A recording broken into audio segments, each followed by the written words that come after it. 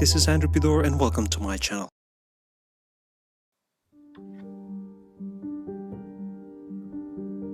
With Fabergé, one thing we're able to do is we're able to make people gasp. Our biggest compliment, just have that moment of wow, where someone almost takes a step back. In Fabergé's legacy, it's our privilege to be able to reference modern day culture and offer Fabergé as a bit of a platform.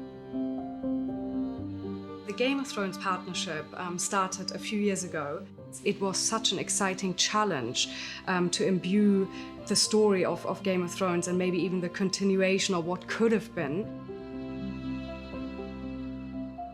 Michele Clapton is obviously the creative sort of backbone of the series and what it has become. And so I think with her input, we knew straight away that it had to be an egg. It had to be a unique egg objet that was only going to be created once, you know, in a time and never again.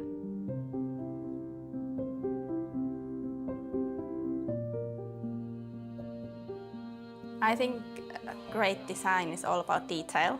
It's about, even if it's something very simple, whether it's simple or very complex, it's the small details, the angles, the curvatures, proportions, textures and colors. So when Liisa and I first got together, we were talking about again, the colours and the journey of Dani and what it meant to her. And I just said that it was really important. I felt that for me, each colour of Dani's journey, I mean, so she started in very pale mauves and whatever for her brother. Then she became the blue when she married into the Dothraki.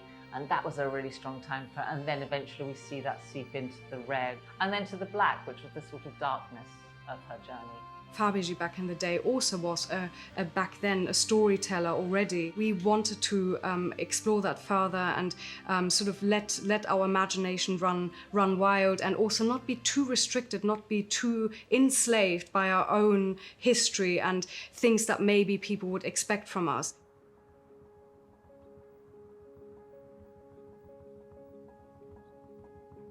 Egg is designed to make all the materials look as good as they can.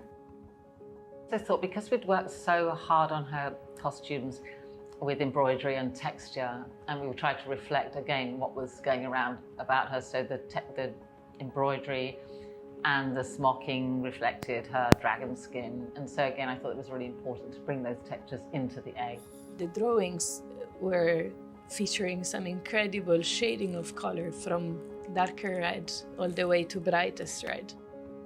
We were looking for the same glow within the main gemstones of the Game of Thrones egg and possibly reproducing with gemstones that natural shading of color from the darkest to the lightest.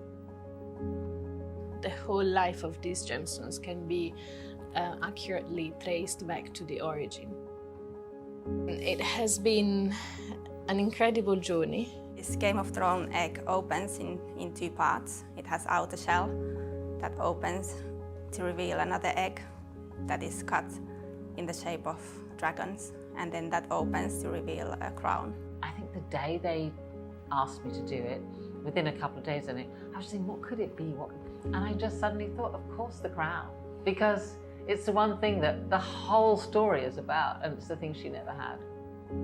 It's about creative thought and process, and I think it was really interesting when Liisa and I worked together how similar a lot of our approaches were, although it was in a completely different world, and actually how exciting we found each other's world. The magic happens when different people come together with a common goal and create something that is unique and totally different and unexpected. It is quite an iconic show, and to link it with something like Fabergé, which is obviously such an iconic brand, it will sort of be a celebration of two sort of areas of design. The highest expectation we have is that it's a piece that lives on for many decades, that gets seen in many different places around the world, and was going to be really a global moment.